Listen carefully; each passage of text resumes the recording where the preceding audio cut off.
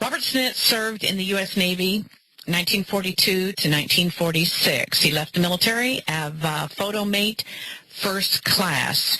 He joins us today as the author of Day of Deceit and a man who is, I am so honored to have on the show today. What an honorable man to take the history and challenge it of the United States and December 7th, 1941, Pearl Harbor Day. Thank you so much, Mr. Stinnett, for joining us in the Power Hour today. Oh, it's my pleasure, Joyce. Wow. I want to go back because of the fact that there are a lot of children that may not know about Pearl Harbor. And before we go into your story, if you don't mind, I'd like for you to tell the story of the way we are told that Pearl Harbor happened on December 7th, 68 years ago today. What was the prevailing story that we were supposed to believe? Well, the original story in 1941 was that Japan made a sneak attack on us at Pearl Harbor without any advance notice, and it was a complete surprise to the United States. But and I believe that. At the time, I was in high school, and that was in December 7th, 1941. By December 1942, I was in the U.S. Navy, and again, all through the 4 years of war, we were never told that there was another aspect to Pearl Harbor, that it was not a sneak attack. We know I'm just so honored that you're on our show today because you could be anywhere talking about this, and I really appreciate that you've agreed to be here on this day, like they say, that will live in infamy. Your story will live in infamy also. Now, you're a former American sailor. You earned 10 battle stars, the Presidential Unit Citation. You were a photographer during your service years, and somehow you began to be interested in Pearl Harbor. And what was your leaning to look beyond the prevailing story, just like a lot of people have looked beyond the prevailing story of 9/11? I believed the sneak attack until I read a book in 1982 called At Dawn We Slept. And in that book, there was sort of a throwaway line that the U.S. Navy had a monitor station at Honolulu, or in the Navy Yard at Pearl Harbor, which is in Honolulu, that they were monitoring the Japanese Navy's radio frequencies. Well, that was the first time I had heard of that. It was all a big secret during World War II. We were never told that. Well, I was in photo intelligence, but not in communications intelligence. So what this book said, that the U.S. Navy cryptographers were listening in to the Japanese fleet prior to Pearl Harbor. Well, that was a major story to me. I worked at the Oakland Tribune at the time and suggested to the editor that we investigate this, and he agreed, and I went to Pearl Harbor, filed a FOIA, that's a Freedom of Information request with the Navy, to see this monitor station, and the Navy granted me that privilege, and which I did. I met the cryptographers who told me about how they were listening in to the Japanese carrier fleet as it approached Pearl Harbor, and the submarines that were also part of the attack. How many U.S. lives were lost in the attack on Pearl Harbor? Approximately 3,000, both military and civilian lives lost at Pearl Harbor. And so the extent of this is tragic enough. But then when we learn that there were that they were listening to the communications of the Japanese during that time, and it seems that it was a situation, and I compare this back to 9/11, which they call lie hop, letting it happen, or my hop philosophy, making it happen.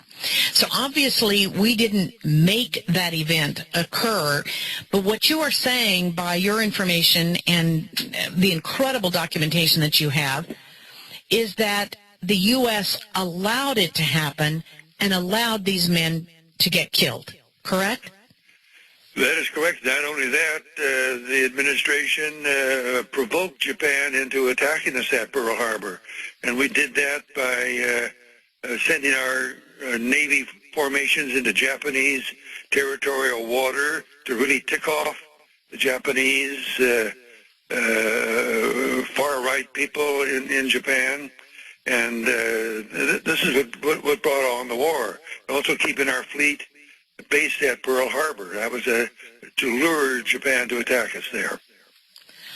And as a result of that, well, it sounds like it's even more of the make it happen philosophy, that they created the environment to do this. Now, of course, everybody's going to say, now, wait a minute. Why in the world would we want to allow our own soldiers to be, or our sailors to be killed? Why would we allow this to happen? Why would we want to encourage Japan? And the reason is? Well, the reason, this was a backdoor approach to getting into war with Germany. President Roosevelt felt that Germany, with their massive industrial output, was the real danger to America, and not Japan. But Japan had signed a mutual defense treaty with Germany and Italy, which was called the Axis powers, and in 1940, in September 1940. And the treaty called for one of the Axis powers, if they were attacked or got into a war, then the others would come to the aid. So President Roosevelt used this treaty to get Japan to provide the nexus for getting us into the war. Our merchant ships and destroyers that were helping Britain in 1941, prior to Pearl Harbor, were being sunk by German submarines, but that did not inflame the American public. In fact, about a month and a half before Pearl Harbor, the USS Reuben James was sunk by a Nazi submarine off Iceland, but it was just a ho-hum affair.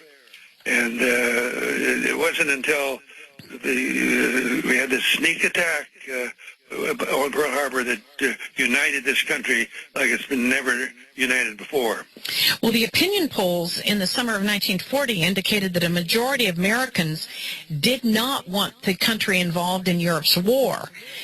Yet FDR's military, or Roosevelt's military, and the State Department leaders, and I think we would all agree that it was important that we had a victorious, or that we were victorious over the Nazis, because that would threaten the national security of the United States. So we did want to be victorious over the Nazis, but America was not motivated to get into the war at the time. So you're saying that this was used as a manipulation of the American public, very much like 9/11 could be interpreted to be a manipulation against Islamic extremists. Well, that is right. The Gallup polls in 1941 showed that 80% of Americans did not want to get involved in Europe's war. That's what it was called in 41. It was not World War II. And the big problem was to do away with this isolation movement, because American parents didn't want to send their sons and daughters to war like they did in World War I, because the Europeans did not pay for the cost of the war. There was a horrible tragedy. They did not want to see that again. So that's why we were against, the 80% were against the war. Well, let's turn to some of the information and the evidence. Now, I know that prior to the time that there was such a thing as Freedom of Information request available, I mean, you do credit Mr. Moss for having, or Senator Moss for having done this to be able to make this information available. There were documents, well, prior to that time, they were not able to get access to these documents, but you were